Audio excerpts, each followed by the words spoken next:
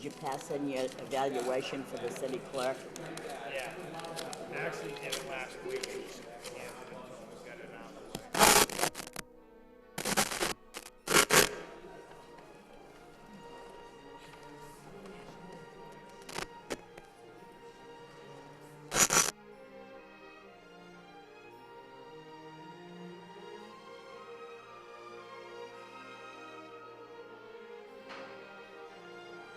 Everybody please rise.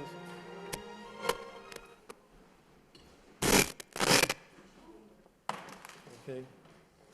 Dear God, today as the session opens, we pray that your presence will be before us and everyone who serves in the decision-making process of our city. We pray for direction which will lead our city to be strong and unified. May we continue the legacy of our founders. May we be granted this day the wisdom to make decisions which will be for the good of our city. We also pray for your special blessings on all those who are working to transform our city and make it a better place to live and work. Amen. We'll now do the pledge.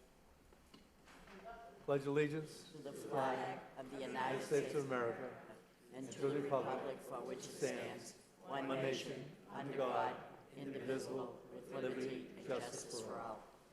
Thank you very much. Will the clerk please call the roll? Counselor Cirillo. Counselor Conway. Here. Counselor Elliott. Here. Counselor Kennedy. Here. Counselor Leahy. Here. Counselor Mercier. Here. Counselor Milonazo. Here. Counselor Noon. Here. Mayor Samaras. Here. 8 present. Are there any moments of silence? Councilor Leahy? Thank you. I'd like to offer a moment of silence for David A. Vio, DMD. David was a loving father, grandfather, great-grandfather. David passed away peacefully Sunday, November 7th, at his home at Corbett's Pond in Windham, New Hampshire, surrounded by his loving family. He resided in Windham, New Hampshire, and Delray, Florida, Delray Beach, Florida, for the last 20 years, former longtime resident of Belvedere section of Lowell. With his loving wife, Pauline, they would have celebrated 66 years of marriage this January. Born in Drake, Mass. On March 27, 1926, he was the son of the late Orlando P. Vio and Alice Russo Vio. Educated in Lowell schools, graduated Keith Academy, then went on to attend St. Anselm's College to study pre-med, transferred to Tufts Dental School. After graduating, he began his dental career with his father-in-law. Several years later, he opened up his own practice. David was a prominent dentist in the city of Lowell for over 50 years. He was also a veteran of the United States Navy, serving during World War II. He was a recipient of the World War II Victory Medal, American Theater Medal, and Aesthetic Pacific Theater Medal. David enjoyed snow skiing with his wife and 5 daughters. Along with his loving wife, Pauline, he leaves behind 5 daughters, Anita Vio Robitel and her husband David, Paula White and her husband Philip, Monique Vio, Celeste Barter and her husband Brian, and Renee Vio and Tom, her partner Tom Panagino. They also have many grandchildren and great-grandchildren. He'll be sorely missed. Thank you. Thank you. Please darken the chambers.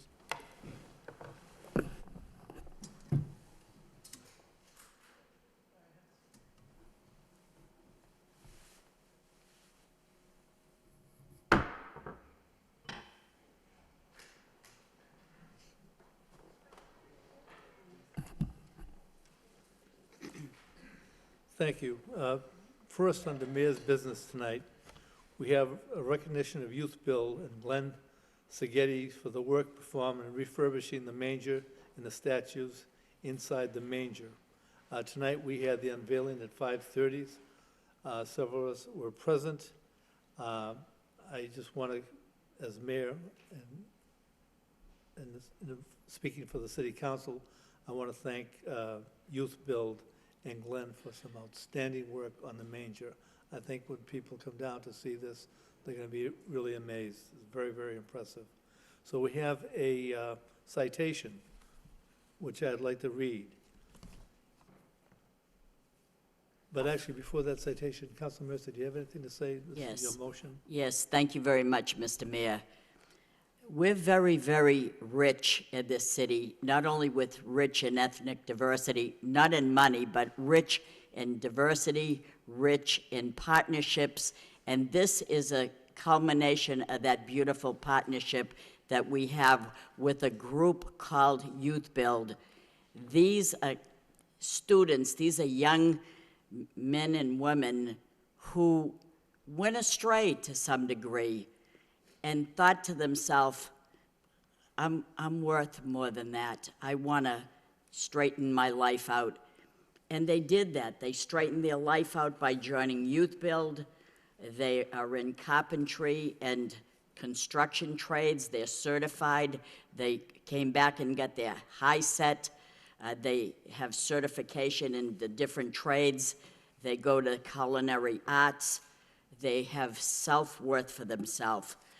So knowing all about this, they decided to give back to the community.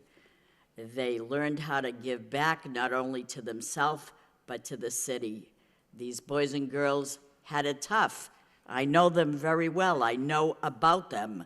Some even lost their way. Some quit school. Some had no goals, no future, nothing to look forward to. And then they turned their life around and said, through Youth Build and Siobhan Sheehan, the director, what can we do to make this city better? And they knew that there was a manger, that there were statues, figurines that were all dilapidated, fallen apart, and they asked if they could put that together and preserve it and bring it back to its pristine quality. And that is just what they did, and it took almost a year to do that.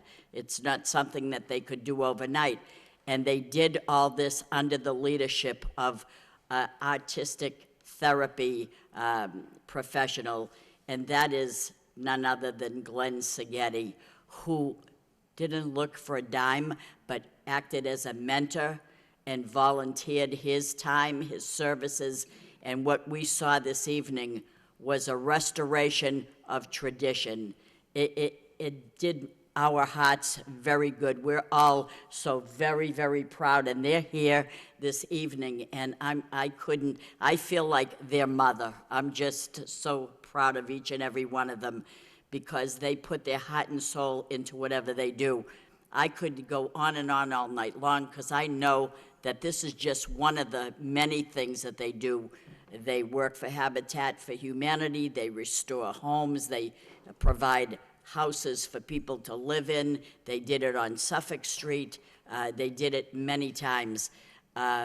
They also give back on September 11th. For the past 2 years at the Masonic Temple, they make breakfast for the police and fire personnel that are coming off their shift in memory of the public safety people that lost their lives.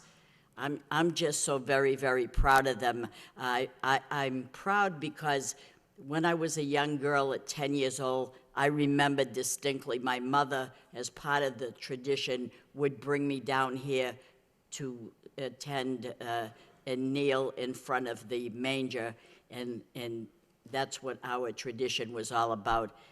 And I know that if it was left undone, these statues were in deteriorating shape. So much so that a head of one was down in one part of the room, and the hand was missing off of this one. So they took the hand of one of the students and they molded it and they put it and affixed it to one of the statues down there. You would never have known that. You would never know that they replaced the head. It's just amazing because I was watching their steps go from something that you probably discard to something that is of beauty. And we're not just saying to do this for our tradition. The city of Lowell is welcoming any tradition for the menorah to be there, for the African people to put their what they do, and the Buddhist temple to put their traditional person there. Whatever they do, we welcome all ethnic groups to put their traditions there. This is not just about us. So that's why I'm so very pleased. And I just want to take this opportunity, because I don't even think they know how wonderful they are, and I just know that we're all very, very proud of them, that we can go out there and see this, because they didn't just help the city of Lowell. People from Greater Lowell come by and take a look at this too. So from my heart, oh, there you are. I thank you very, very much. Thank you. And I get to give them a round of applause. Thank you so much.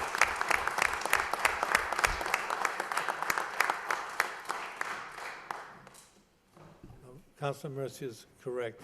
In regard to the manger, it is part of people's tradition. But the thing is, I think she made the important statement that we honor, as a city council, all traditions.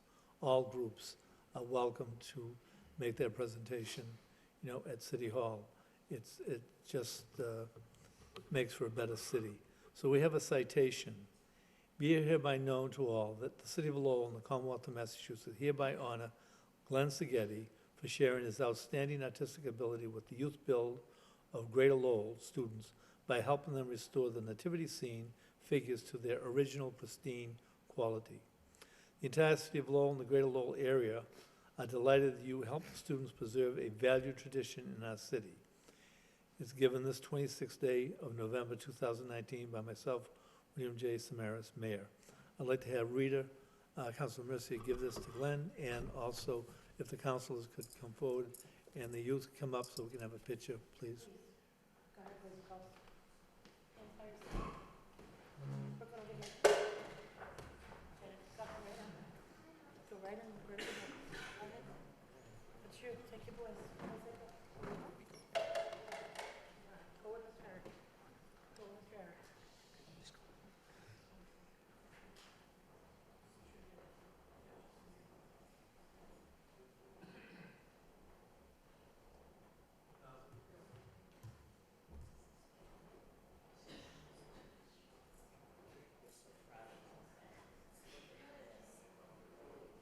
Not me. Nope, I'm taking a picture. Thank you, though. Thank you very much. Carry on. Hey, youth builders, if you can get in just a little bit more, act like you like each other. All right, on the count of three, if we can do youth build. 1, 2, 3. Beautiful. Thank you, everyone. Boys and girls, thank you, people.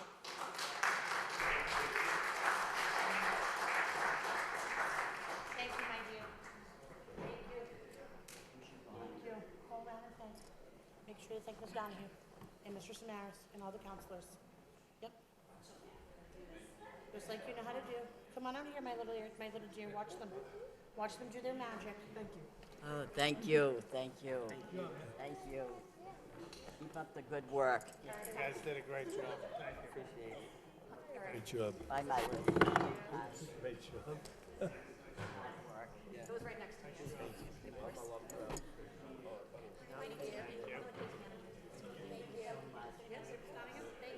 Good job. Thank you.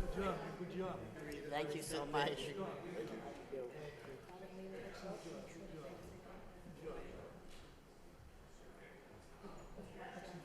Thank you, darling. Keep up the good work. There you go. Thank you so much.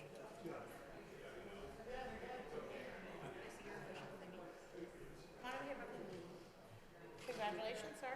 You did a very Thank you good so job. much. Keep up the good work, okay? There you go. We're gonna go this way, sweetie.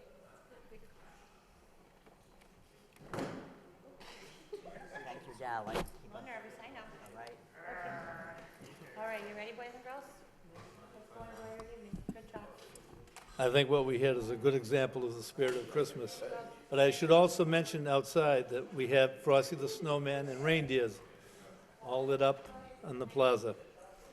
All right, so first, yes, Madam Manager? Thank you, Mr. Mayor. Just while we're talking about the holiday, I just did want to announce for the viewers at home that this Saturday, November 30th, is the City of Lights Parade, and that will be activities. Henry Marchand, I believe, is here. Henry, if you want to come, just tell us briefly of the activities that will be during the day on Saturday with the parade, and City of Lights Parade as well. Sure.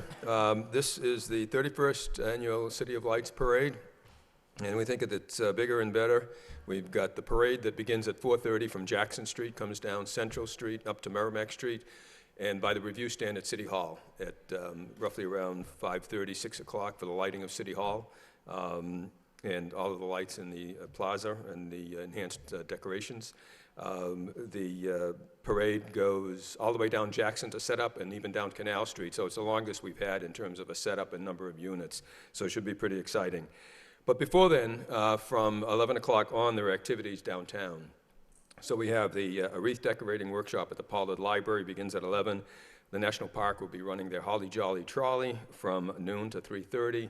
There'll be ornament decorating over at Lowell Makes, some 3D printed snowmen who will be, kids can put a scarf and a hat on and decorate them and take them home and hang them in their tree. The afternoon from 12 to 4, there'll be entertainment in a tent right outside here at, alongside City Hall. And that'll be the Silly Sally show, puppets, face painting, balloon twisting. So that'll go on afternoon. There'll be ice skating over on the plaza as well. We have our artificial ice skating rink, and so families can come and skate. And there'll be rental skates from the Tsongas, or they can bring their own. And the Polar Express movie will happen at 2 o'clock at the National Park. It's just a bunch of great stuff that's happening, and there'll be music and sing-alongs at St. Anne's Church. There'll also be some caroling by the UMass Lowell a cappella choir by the review stand before and after the parade and the lighting of City Hall. And so St. Anne's Church has tours, and so just a lot of fun things that are happening. There are also a couple of contests. A window decorating contest at participating businesses, and a hot chocolate contest, which is always popular. And these flyers are out and about, and there's a map with all of the participants on the back where you can go and sample hot chocolate and vote for the hot chocolate and the best windows. So a lot of great activities, and a number of floats that will be vying for the Mayor's Award and the City Manager's Award this year, and so it'll be a tough decision, but I think it'll be a fun day. The weather looks good. Much better than the Macy's parade weather. So we invite everybody to come on down and enjoy a great afternoon in downtown Lowell. Thank you, Henry. Any questions, Councilman Milazzo? Thank you. It's not a question. I just want to thank Henry for his hard work, but to also note that Jimmy Cook is the Grand Marshal this year. He's retiring from the Lowell Development and Financial Corporation and the Lowell Plan. So Jimmy will be there with his wife and 6 grandchildren. So again, I would encourage people to come down. I think it would be a nice event. Thank you. You'll be up front in a couple of great RCC classic car convertibles, so you can't miss them, and it's well-deserved for Jim for this year. Thank you. Councilor Kennedy? Yeah, thank you, Mr. Mayor. I didn't hear you mention the magic show. Is it going to be a magic show? There will be, but it'll be Silly Sally's magic show. Okay. And she's very good, so. It won't be your magic show? It won't, not for a couple weeks. Okay. That's, Well, we'll take this But chance. we will have it. Yeah, we will, on December 10th, 4 to 6 p.m. here at City Hall. There'll be the holiday open house and the magic show from our city magician. thank you. We also will have entertainment and refreshments 4 to 6 on December 10th here at City Hall. And the hall looks great. Everybody decorates. It's a wonderful setting. Great. Councilor Noon? Well, just curious, will the magic show one of those would wish away all the traffic in the city of Lowell? Henry's working on it. Uh-oh. Thank you. I tried to have him do it tonight so I could get here. Thank you. Thanks, Henry. Thanks. Thank you. All right, next we have the minutes of the city council meeting of November 19th for acceptance. I need a motion to accept and place on file by Councilor Second. Elliott, second by Councilor Kennedy. Next, we have auditor's business vote, appoint Tina Marciello to city auditor's position, establish salary, waive the full reading, second reading by title. to appoint Tina Masiello to the position of city auditor and establish a salary in the city of Lowell. I need a motion to adopt. By Council Conway, Second. second by Council Elliott. Roll call? Counsel Cirillo. Counsel Conway. Yes. Counsel Elliott. Yes. Counsel Kennedy. Yes. Counsel Leahy. Yes. Counsel Mercia. Yes. Counsel Milonazo. Yes. Counsel Noon. Yes. Mayor Samaras. Yes. 8 yeas. Council Thank you, Mr. Mayor. Please express our sincere thanks to Karen O'Byrne for the excellent job that she has done filling in the position as the acting auditor.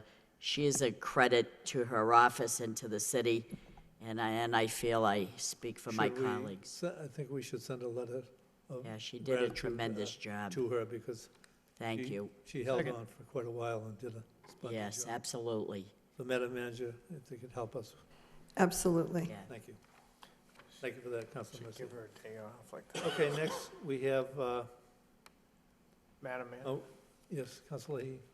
just a suggestion, when we came for the police awards, they were very generous.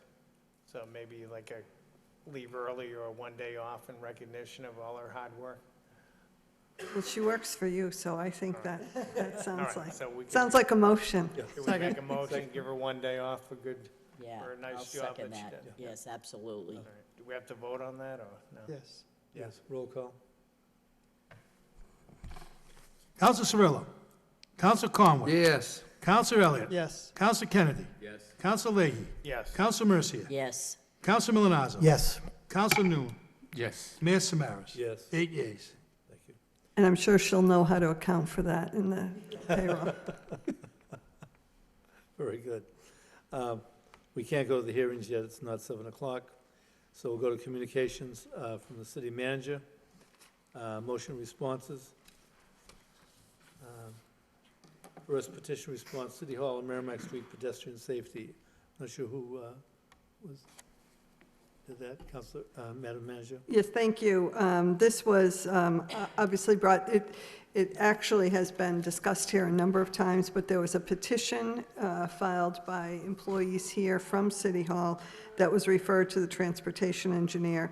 And Planning and Development, Natasha is here. As you can see in her report, she does outline a number of, this is a very serious issue out front of City Hall and has been. I know the council had looked at this some years back and came up with a design, the prior traffic engineer, that was costly, but we've talked about in this report from Natasha, immediate steps, short-term and then long-term. She is here to elaborate on the report.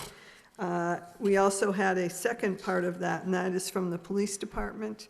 From October 30th to November 8th, the police department did step up enforcement right in front of City Hall. We spoke today with Deputy Gollner. They are going to continue to do that, but in your packet, you can see between those dates, there were 42 citations given. It was a pretty obvious situation that people were texting and driving. People were not stopping for crosswalks. For people in the crosswalk, people were being pulled over regularly. Just enforcing it, I think, gets a lot of the drivers' attention out here, and you can see some slowing down, but we need to continue the enforcement. But if there are questions regarding the report, Natasha is here. You may have seen the portable signs in the crosswalks became victims of being struck and flattened out. So we're looking for a more durable as well as effective in terms of, sight lines and the rapid flashing beacons to really get drivers' attention. Councilor Mercia? Thank you, Mr. Mayor. There is an immediate solution and there's a short-term solution. And as part of the short-term solution, it talks about an outreach campaign about Mass General laws requiring that motorists yield to pedestrians. I don't know what it is, but if you went to Andover or Lexington or whatever and you went to cross the street, bang, they stop on a dime. I said, what happened? I mean, we're not used to that down here. But the fact is that if we have flyers inserted into a mailer and we asked LTC for a PSA, a public service announcement, that would be wonderful. So if we could do that, if you need a motion to do that, Yeah, we talked about that in circulating it with the schools, the students, the college, Middlesex community, the university. I know the university does something similar, but to educate people and let them know that. That's right. That's part of it too. Yeah, of course, we can, I don't know the mechanics of it, I don't know if there has to be a motion, but we can certainly contact LTC and contact UMass Lowell and get the details of their campaign. Their campaign is more focused on pedestrian behavior than on driver behavior, but I think it needs to be a multi-pronged approach. sure, So, that's yeah. great, thank you. Okay. Thank you. Yeah, we'll look into putting it into mailers as well. You know, I just checked with CFO. We can't do it in the tax bill, but there are other mailers that we may be able to insert it, Thank you. the educational piece in. Mr. Mayor? Yes, Yeah, just very quickly, again, I thank you for the report, and I think it's so important, and we've talked about this numerous times on the floor. And I will say, what Councilor Mercy had just mentioned, going through towns, and you're absolutely right. The only problem with out here, it's very, very difficult to see. When you're in that car driving by, it's very difficult to see that crosswalk. So I think with the additional signage, it certainly is gonna make a big difference, and again, have, like we've talked about before, at Middlesex Community College, I mean, it immediately gets your attention. Yeah. Right here, when you go out there, you don't think about it. Yeah. And it is dangerous, there's no doubt about that. Thank you. Councilor Elliott? Just one quick question. I know that I asked this in the past, and have we thought about signalizing that blinking yellow, or can we make it blinking red, or just something to, I think people look and they see the yellow and they just straight Yeah, ahead. so a blinking red would signify a stop sign. So basically, we would just need to do a traffic study to see what the best decision is at Worthen. Actually, the previous transportation engineer had planned to actually completely remove that light, and it just never got completed. And that's something the city electrician and I have discussed, that at some point they want to repurpose that masthead, the mast arm, and that signal at another location for one of our outdated traffic signals. Because of the proximity to the Arcand and Dutton intersection, having a stop sign right there might really impact the traffic flow. However, I do agree that it's a very long stretch from that signal to the next signal at, I guess, Aiken or Cabot, and I guess it's Cabot, and that is a problem. I think we need to look at what the right thing to do there is.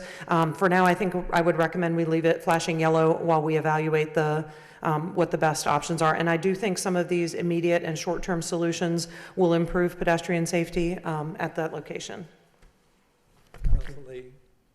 I was just gonna ask, when we redo the intersection, you know, it's popular now, we have City of Artists too, those 3D crosswalks. Yeah. So that might be something to look into. Yeah, I think that is something worth looking at. I think if I saw one of those that looked like floating blocks, I would stop. Yeah. So, yeah, it's definitely something to Good consider, think about. yeah. Also, Councilor Conway brought up a good point. It is a wide street. Yes. As you make the circle, and people's field of vision can be encumbered by cars, the way they're parked. Is there anything that can be placed besides changing maybe the color of the crosswalk, but other type of cones or something? Yeah, you know, we've looked at a couple different options. There are actually communities that have flags for pedestrians to carry and wave to make them more visible. According to MUTCD, you're not supposed to put other colors within the crosswalks. So we will, I think we should implement the immediate and short-term solutions. I have contacted LRTA, so like the first step is actually moving the bus stops and then eliminating the parking spots and moving the benches, and then adding some high-vis signage and trying to find funding for the rectangular rapid flashing beacons. And I think if we can do those things, I think we'll see an improvement in safety. And then we can start evaluating, like, what should we do with the traffic signal at Worthen, and what other options will help make it more safe to cross. Possible speed bumps. Yeah, unfortunately, yeah, in this particular location, speed bumps aren't appropriate because of the average daily traffic volume, but there, for instance, a raised crosswalk would be potentially appropriate, depending on, just because the fire station is so close. But like, there are things that we could do that would be more tangible and tactile. So yeah, we just have to analyze and study and make a good decision, because it is such a visible location in the city. Yeah. Thank you for Sure. being well thought out. Did we include the safety enforcement also, Madam Manager? Yeah, I alluded to that. That's a second part of this report in that the police department reported between the October 30th and November 8th dates, that the number of citations, and they were pulling people over on a regular basis. They were doing it 2 and 3 times a day out here. I think it had an impact and effect, and they are continuing to do that. Believe me, for all of those who drive, when we drive through there every morning, there is a cruiser there 9 times out of 10, and they are pulling people over. So I think the behaviors that we're trying to address here, because we have so many employees coming up from the employee parking lot and crossing, you know, people not paying attention, people texting and driving, those are what, you know, the citations confirmed are happening out here. And so enforcement has to be a part of this as well, and we had conversations with the LPD about that. Thank you. We're going to jump back to the utility public hearing at 7 o'clock. 5.1, National Grid / Verizon New England requests relocation of JO Pole number 1 at 834 Andover Street on Heartland Avenue. We'll open up the hearing. Those who want to speak in favor, anyone want to speak in favor? My name is Paulo Sattler. I'm an engineer for National Grid, and I'm speaking in favor of the relocation of the pole. If anybody has any questions too, I'm here to answer them. Any questions? Thank you. Thank you. Anyone else who wants to speak in favor? In favor? That portion is closed. Anyone who wants to speak in opposition? In opposition? That portion is closed. I need a motion to refer to the wire inspector for a report and recommendation. By Councilor Kennedy, second by Councilor Milonazo. Thank you. Back to motion responses from the city manager. Speed calming at dangerous intersections. Councilor Noon. Thank you, Mr. Mayor. Thank you, Natasha, for the report. Could you elaborate on, I know you identified saying that the MassDOT has identified 15 intersections in the city of Lowell that are, really need to be addressed with regard to either be raise the sidewalk to flashing light and so on. Could you address that a little bit, please?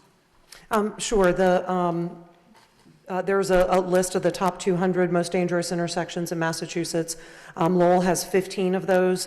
As I noted in the report, out of the top 50, 36 occurred in gateway cities.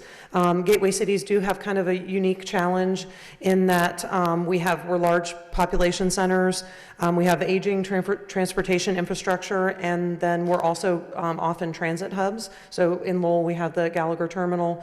It really makes it a challenge to design, to update our infrastructure, our transportation infrastructure for a modern design aesthetic, including our complete streets, trying to make it safer for all modes of transit.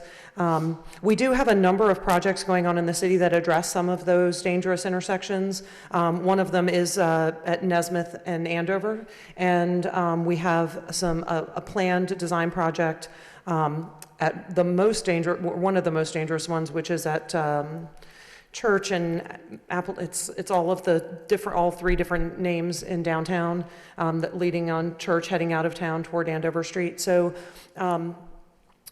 we need to, one of the problems is it's not a one-size-fits-all solution. We can't say every intersection in Lowell needs the exact same treatment. We have to evaluate them individually, and if they're state intersections, we have to coordinate with the state for what design is appropriate there. But there are a lot of communities that are implementing these different options, narrowing lanes, putting in mini roundabouts, at traffic signals, altering the signal lanes, adding leading pedestrian intervals, restricting rights on red.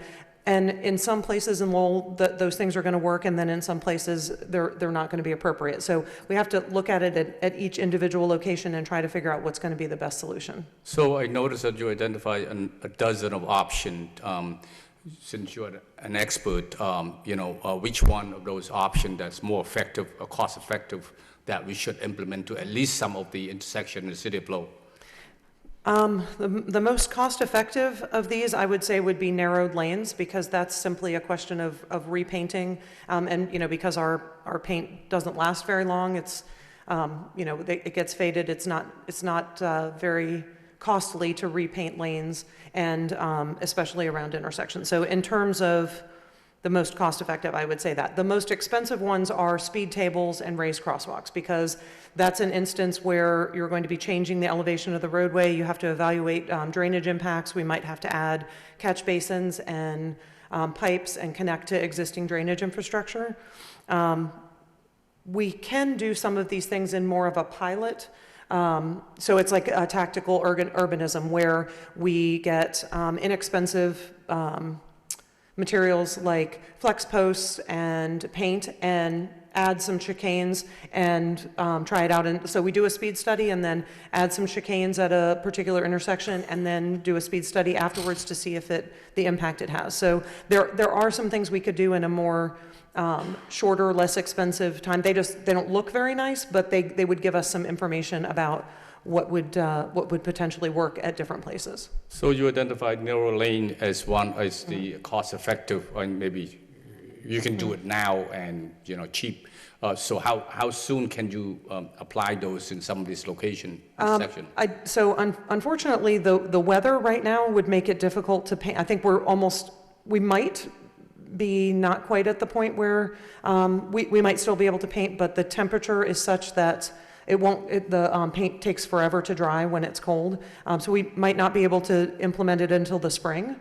But I would say we could identify some intersections and do some design, and maybe do some implementation come March or April.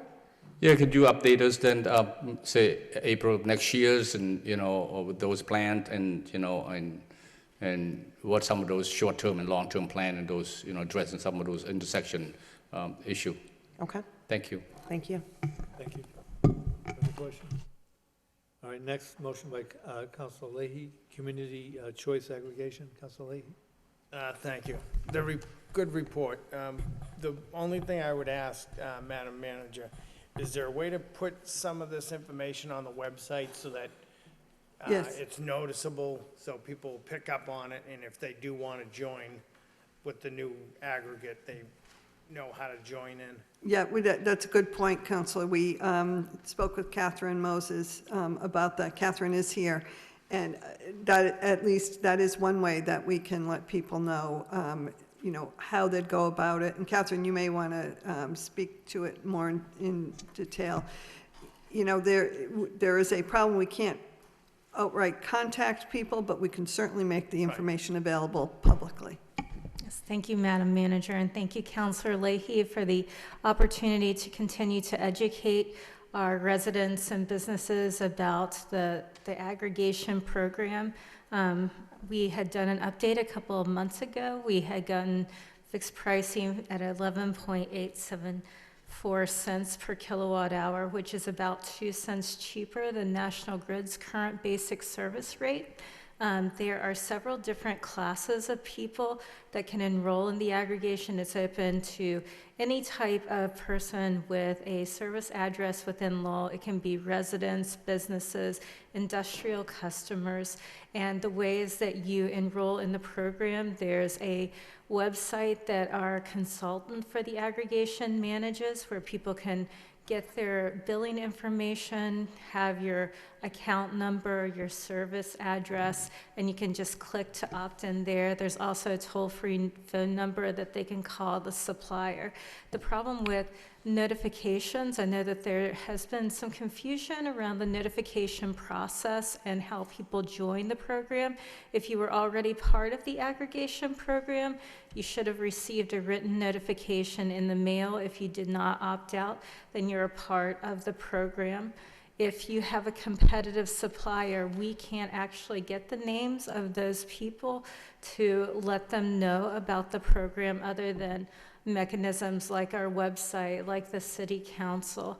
And if people that are on a different competitive supplier would like to join the aggregation, they just need to check with their competitive supplier, because some of the contracts have early exit fees, but if your program does not have that, you would follow the same steps of either going to the website or calling the phone number. And then there are basic service customers that haven't been enrolled previously in the program. Those will have a sweep probably within the next month or so of those customers. There are also basic service customers that have previously opted out of the program. And if those people would like to come back in, we can't really do specific mailings to them, because if you do that, then you get some very upset customers at times, and they can complain to the DPU, the Attorney General, and things like that. We want to avoid that, but if there are people that have previously opted out of the program and would like to come back in, you can do that by either going to the website or getting a phone number. I know that there are also a number of people that will go door to door and claim to be National Grid representatives or claim that our aggregation program is going away. None of those are correct. And in order to go door to door, they should have some type of identification, and they should have a canvassing license. So if people run into that type of situation, just know that you have a right to say, no, you can't see my electricity bill. You shouldn't show your electricity bill to anyone. And we will never, in our program, go door to door to try to get that kind of information from people. Yes. Thank you, Mr. Mayor. Thank you, Ms. Mose, for the report. So this is an ongoing enrollment, is that correct? So there are different types of enrollment. We do, on a regular basis, ask for new customers from National Grid's basic service list, but at any time, any customer within Lowell can come into the program or opt out of the program. Can you put together a bullet points as to who can and how and when they can do that? Maybe also share with the some of the nonprofit as well as the LTC producer. Those from various languages, say in Khmer, in Spanish, in African, and so on and so forth, so that they know of, because you are the expert here. So with bullet point as to who can and how they to apply certainly would help in passing the word around, because those producers will translate it in their own native language to the community, so the community have information in terms of to be part of this. I think that's an excellent idea, Councilor Noon, and I will be sure to follow up on that. And in the meantime, we'll update our website with more comprehensive information about these different customer classes, but that's an excellent idea as well. Well, thank you for doing that. Thank you. Also, thank you for bringing up that point, that there are companies out there that try to take advantage, especially of seniors, saying that you have to show us your bill and we can save you this. What other things can we do? Because I think every city councilor here has been made aware of, by people in their neighborhoods, of these people coming in, sort of showing a card but not showing the card, talking fast, and in a sense frightening some people, because they come in with we'll say a threatening tone to their message. What other things can we do? I mean, what do communities do to Yeah, I'm not sure what other communities are doing to to help crack down on these actors. Like I said, in the city of Lowell, in order to go door to door, you do have to have a canvassing permit that's done through the city clerk's office. But they And don't. In many cases, they really don't. that may be the case, and if that is the case, it's a matter of enforcement. You know, we always recommend that nobody show anybody your National Grid bill, because if they have your information, they can take that information and enroll you without your permission. If you do I find think, that's an important, can we get, even just, how do we go about getting that message out to almost, to everybody? I think that's a really good question, and I think that's something we can do as an enhancement on our website as well. It's something that we can also do when we speak to LTC.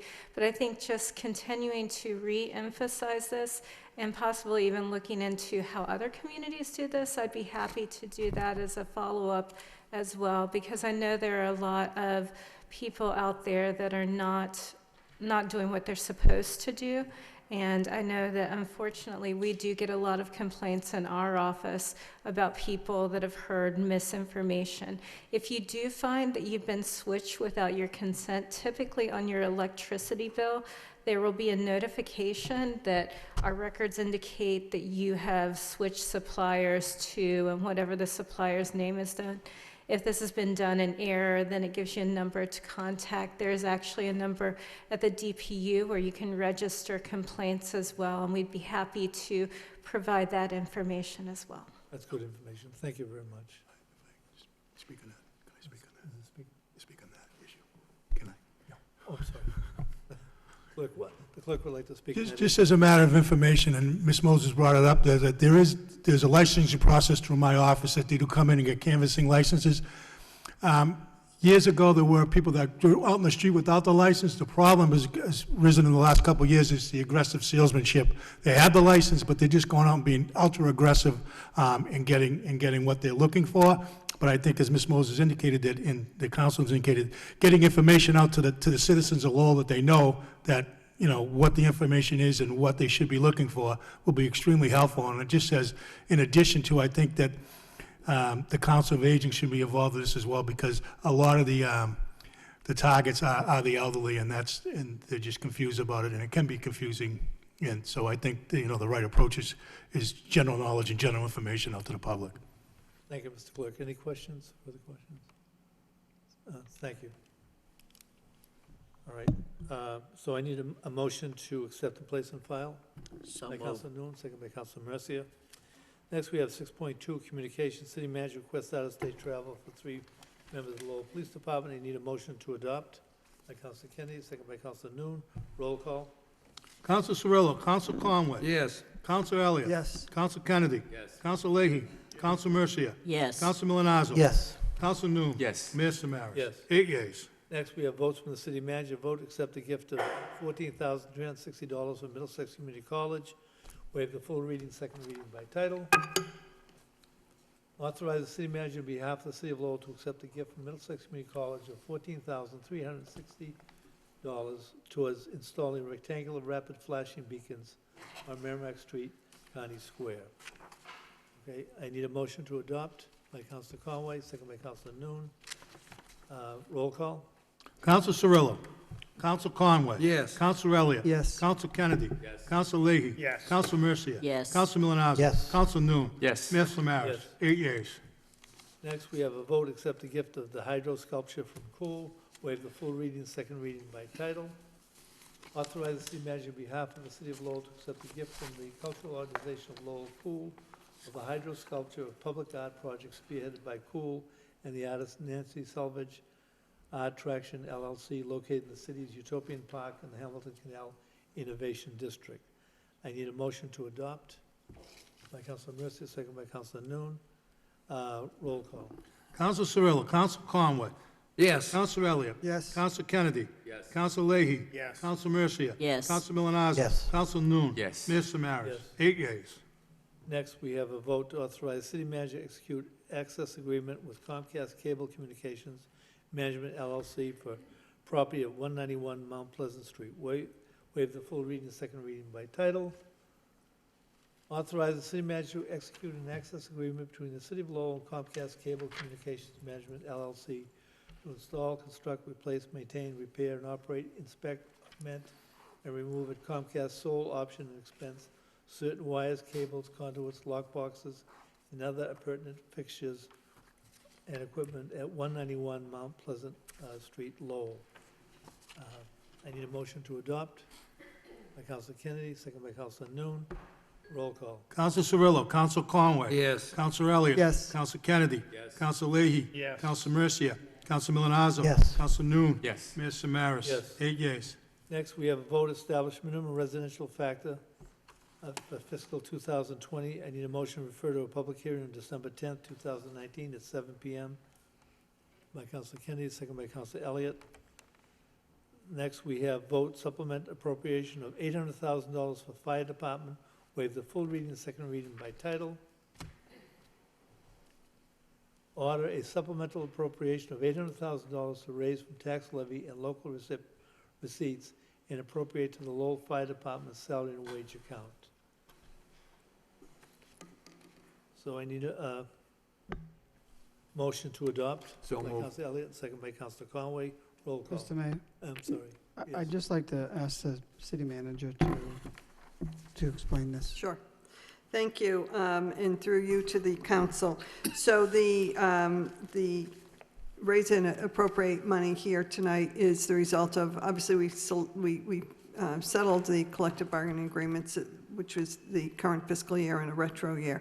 But it is apparent that we need to have a new class rather than wait for July 1st. The numbers are down in terms of the police department. In conversations with the chief, it's important that we start a new class in January if possible. I think there are also anticipated retirements coming in addition. And so the concern was not waiting for the next fiscal year, but doing it in January and getting a class going of 7 new firefighters.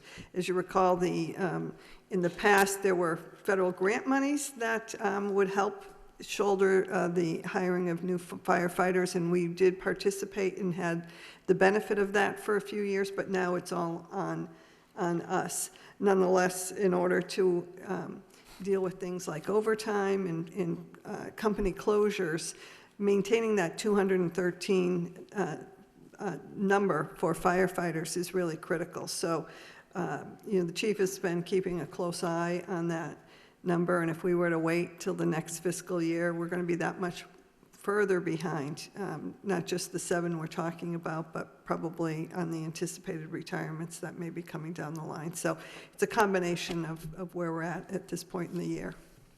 I don't know if the CFO has more clarification. No, I think the memo was very explanatory, it provided a lot of information. I thought it was important to let the people at home know what this is for. I concur. I think that we should be moving forward.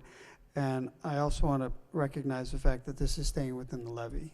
Yes. So it's all managed within, and there's no additional burden on the 2020 tax levy. I thought that was an important aspect to And to just mention, as too. a footnote, there was some concern going back to the older grant money that when it came through, there was some feeling that we didn't get a full accounting of what we should have. I know the chief has worked with Congresswoman Trahan's office trying to recoup some of those monies. There's no guarantee, but there's a feeling that there may be money due the city from that past grant. Oh, and as you mentioned, Madam Manager, I think it's important to maintain our staffing levels, and this accomplishes that as well, to minimize these company closings that, that will jeopardize public safety. So I'm going to support this. Thank you, Mr. Mayor. So this $800,000 will go into a new recruit that's supposed to be sometime in July of next year, and maintaining the staffing level, the high staffing level that we have, as well as overtime, and also reduce the company closing? Yeah, the idea is to get a class in the academy sooner rather than later, starting in January. It takes, and the chief can speak to this, it takes a considerable amount of time to get a class through the academy, and we are already, we know we're down the numbers due to retirements, and we expect more. But Chief, in terms of the timing of the class and why we want to bring them on in January? Sure, thank you, Madam Manager. Right now, it's about a 9-month wait to get recruits into the Massachusetts Firefighting Academy. There's a backup that many communities in the Commonwealth have been hiring people, so there is a long backup, so it takes a long time to go through the hiring process and to train all the firefighters. So hiring these 7 in January will be very helpful for our, as the manager mentioned, for our overtime spending and for our company closures as well. So I do agree with Councilor Elliott, because it's important to keep our staffing level at where it's at now, 213, and do as best as we can to minimize or reduce the company closings, because it's paramount to ensure that our residents feel safe when they need the fighters to address some of the the fire in the city. So I thank you. Councilman Milanazo. Thank you, Mr. Mayor. I too plan to support the vote to transfer the funds in. Again, public safety is, paramount importance, and just by coincidence, today the Commonwealth actually recognized a number of firefighters across the state with commendations as well as heroism awards. So again, just by coincidence today, they were doing that at the State House. I'd also like to just mention, looking at the traffic improvements that we're contemplating for the next couple of years, making sure that we have the proper level of staffing in the fire department is going to be key. When you start tearing up Lord Overpass and you do other big transportation projects, you need to make sure you have the staff available, even if they end up moving out of a certain location, to be in a location that would be more conducive to making sure that our public is safe. Yeah, that's absolutely the case, and when we are understaffed, the chief has no choice sometimes but to close companies or close, have a rotating closure, which with the traffic, as you mentioned, it's going to be even more of a challenge. So having full staffing levels is going to be key as we go through these next couple of years with the construction. Yes, and another issue is water mains. When bridges are closed, when the Lord Overpass gets closed, there are going to be some issues with some of the water mains, so it is critical to keep as many companies open as possible. I want to thank the councilors for bringing up those questions, but Chief, really, thank you for thinking ahead, because that's very important for your men in your department, for their safety, but also for the safety of the city, to anticipate a problem. That's why you're here. Thank you for that. Thank you, Mr. Mayor. All right, fine. Next, we have... Need a roll call. Oh, I'm sorry, roll call. You have the motion, need the roll call.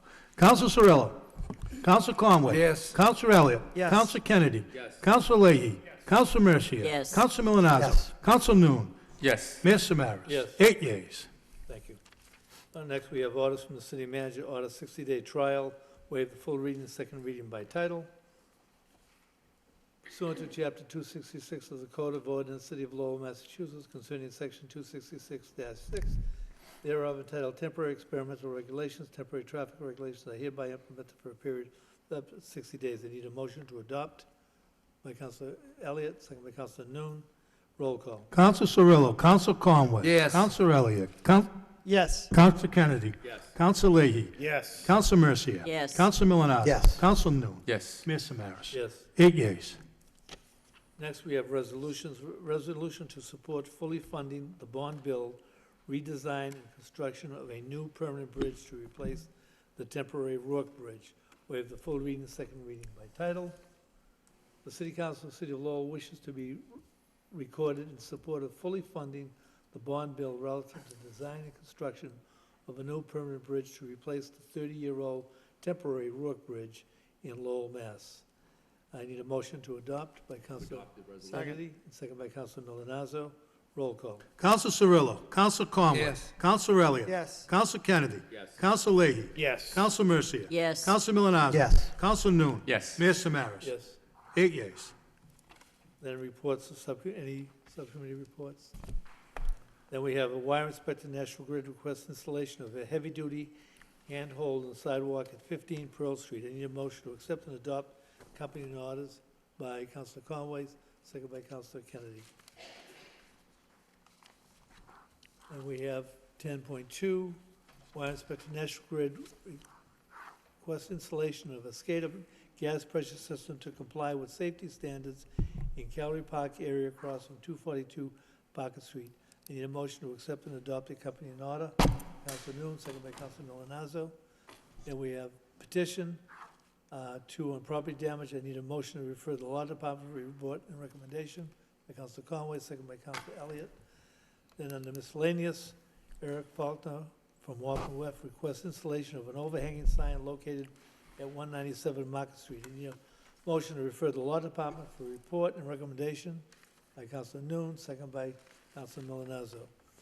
Finally, under miscellaneous, Powered Use requests installation of 2 overhanging signs at 120 and 122 Market Street. I need a motion to refer to the law department. So moved. Report and recommendation by Council Elliott, second by Council Noon. Then we're now at City Council motions.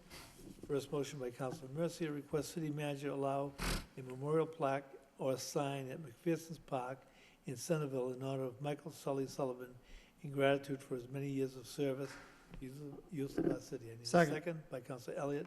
Council Mercia. Thank you, Mr. Mayor. I bring forward this motion to honor the many years of service to not only our city, but to the youth of our city in Centerville.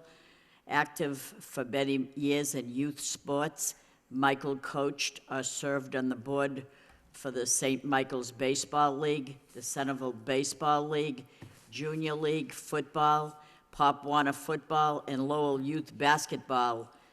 Sully enjoyed being a baseball umpire, officiating at many games. He also served on the Lowell Board of Parks for the past, not the past, but for 19 years. This would be a fitting tribute to a man that gave so much to the city and to the youth. That's why we propose it. Thank you. Council Elliott. This is a great motion by Council Mercier.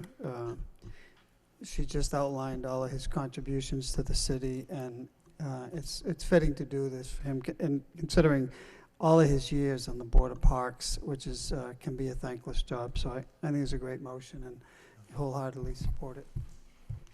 Thank you. Next, by Council Mercy, request city manager find ways and means to address the dilapidated and deteriorating conditions at Corley Stadium, including the bleachers, field, and restrooms. Need a second? Second. By Council Noon. Council Mercia. Thank you, Mr. Mayor. This motion is one of maintaining property that we own, and it fits alongside the charge to keep on top of school buildings, city buildings, as well as parks, and especially athletic fields such as Corley Stadium.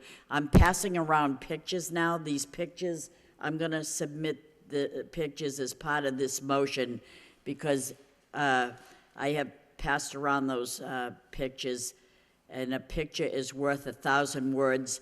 Pictures of deteriorating cement bleachers, stands, a field that is 13 years old. Since 2006, they need to have this upgraded and redone. Bathrooms that seem like they need an upgrade as well into the 21st century.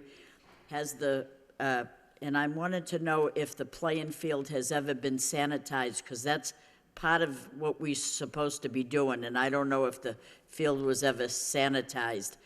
Corley Stadium gets plenty of use. It is home to Lowell Junior Football, Pop Warner Football, field hockey, Lowell High School soccer, Lowell High School football, and the last 5 or 6 years, MIAA had the Super Bowl there. The cost of this work would be more than expensive. I'm not going to deny that. Can we have corporate sponsors to use their name on banners around the field? Honest to God, through you, Mr. Mayor, to the city manager, wait till you see these pictures. People come together and said, please do something with this. So I'm proposing a motion. I know how expensive it's going to be, but if we could get corporate sponsors and then put their name on banners, it's really a lot of work that needs to be done there. Council Conway. Yeah, thank you. I think this is an excellent motion, and I know that in the last couple of years we have discussed this in the past. I know that was last year I took a tour, and I know we sat down with city manager and discussed it. The coaches brought me around. It certainly is in difficult shape right now. And I think it's probably a Herculean task to do everything at once, needless to say, because of the cost. But I think that we have to take a look at it and come up with a plan on what direction we're going to go in. What are the most severe problems that we have to deal with first? Madam Manager? Thank you. Yeah, this is a good motion. This is something that we have looked at. It is true, it will be expensive. We did put together a working group to try and identify needs, priorities and potential funding sources. Looking at potential corporate sponsors is a good idea and something that we really will look into exploring, Counselor. So, but we do have the working group existing concerning Collie. There's a lot of serious issues, and it's a great asset for the city. Even the parking lot is in dilapidated condition. I mean, so it is in much need of attention for sure. All set, thank you. Next, another motion by Councilor Mercia. Request city manager have proper department instruct MBTA to clean debris left by the homeless shelter along the railroad track behind 50 Wall Street. A second by Councilor Noon. Councilor Mercia. Thank you, Mr. Mayor. On September 11th of last year, a similar motion was presented, and people from the railroad had a crew clean along the track to which homes abut on Wash Street. And they can look out their back window and they can see the debris from homeless camps that are piled up. Neighbors actually cleaned the area. Someone from Pan Am took the bags away. So there is a big difference as to who cleaned along the tracks. It was really the neighbors that did that. And they think they entered from Peavy Street is the way that I see it. Not only is there debris, but someone from Pan Am somehow cut healthy maple trees down as well. It seems that they did this disappearance act behind 50 Wash Street. So now where there were trees that were beneficial for filtering out the diesel from the trains, the buffer zone has been eliminated. These trees were not hanging over or jeopardizing private property. These trees were just fine, and the lady that I'm representing here through this motion has COPD and emphysema, so that these trees were beneficial to her in many, many ways. So here's the challenge. Number one, why were the trees cut down? Could someone find out why were the trees cut down? Secondly, could Pan Am or someone from the city do a cleanup along the railroad tracks so that good tax-paying residents can see other things outside their window other than trash, tents, debris, and an occasional rat or two that they have seen in the past? So these are the things that I'm concerned that abut Wash Street. So if we could... Councilor Kennedy. Yeah, thank you, Mr. Mayor.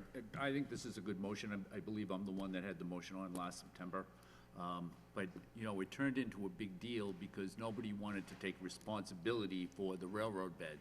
And Madam Manager, I think you were involved at the time when we went back and forth with Pan Am and with the MBTA as to who was in charge.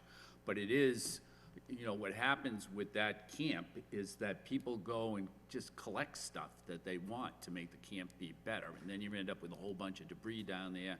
And just getting it out of there is not, it isn't like you can just roll up a truck. Probably the railroad could do that, but for other people it becomes difficult. And it's been a real, an annoyance for a long, long time for all of the neighbors there. So I think this is a good motion. I'm just sad to see that, that it's still a problem. It is, yeah. I'm sorry, too. Yeah, we'll contact Pan Am again. You're correct. We did have a back and forth with them. We thought we had it worked out. Steve Benoit was here working with Pan Am. The city was prepared to assist, and it's their property, but if they could bring it so far, we could take it away. And then I think that deal fell apart, and I think Steve's crew actually did a lot of the cleanup too instead of them, but we will reach out to them again. it is their property, there is an access issue. We're happy to work together to try and get this issue. I think there was some cleanup done last year. The camp, was removed and so forth, but obviously it's a continuing problem, as happens in certain of these sites. So, but we'll reach out to Pan Am again and try and get the dialogue going so that we can try and bring some relief. Thank you so much, thank you. I'm sure the neighbors will appreciate it, too. Finally, last motion by Councilor Conway, request city manager provide a report regarding the plan and responsibility for setting up polling booths for handicapped voters. Second by Councilor Elliott. Councilor Conway. Yeah, thank you, Mr. Mayor. Through you to the city manager, back a couple weeks ago during the Disabilities Commission, which I'm on that with that group, there was a report out that individuals that went to, I believe it was the polling station at Lowell High School, that nothing seemed to be set up. Apparently, they asked about it, and it seemed to be confusion on whose responsibility it was, whether it was somewhere in the Election Commission office or whether it was at the high school itself. So I think that if we can get this straightened out and clear this up for the election, so that everyone is able to everyone's able to vote in the comfort level that they should be. Thank you. Thank you, Council. We will get that information for you and for the Disability Commission as well. And I know I've had conversations with the Solicitor's Office and the Election Office. I think there was confusion at one of the polling places.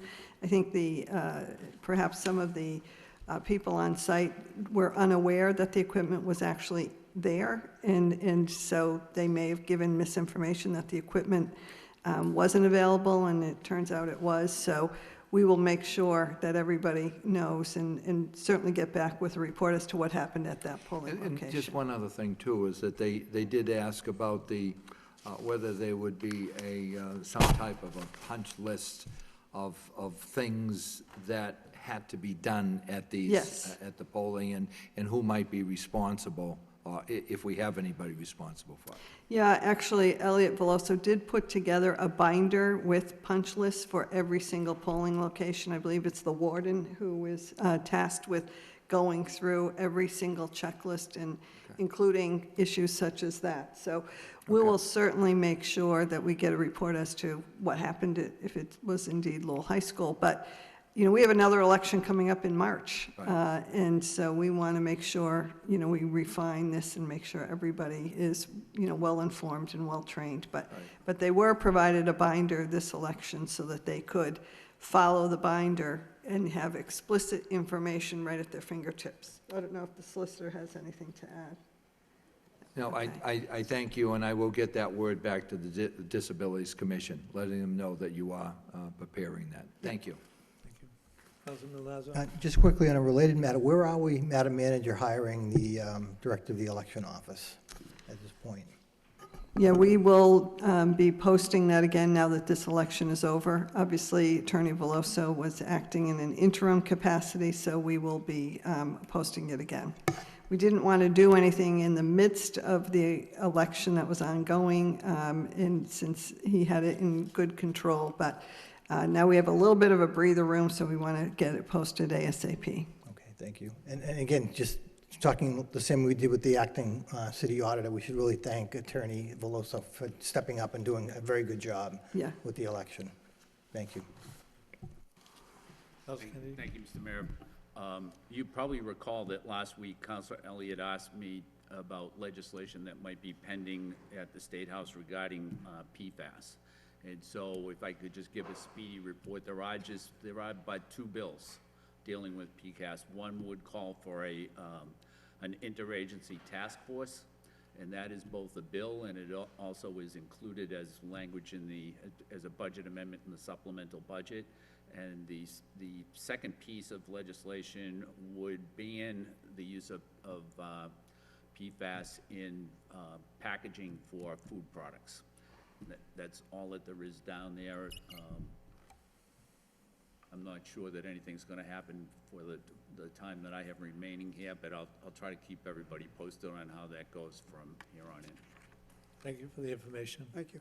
Counsel, you're all set. We had announcements at the beginning of the meeting. Any more announcements? Counsel Kennedy? Thank you. I would like to,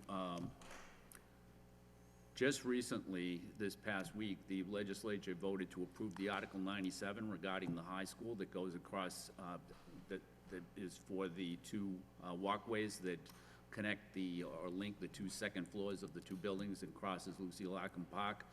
And at 10 o'clock on Wednesday night, the Article 97 was in a committee on the House side, and it wasn't looking too good. But by 12:02, it had passed both houses by unanimous roll call, and it gave me firsthand appreciation for the longevity of the state reps that we have over on the House side. So I would just like to commend Representative Nangle and Representative Golden and Representative Mom for the work that they put in on that issue.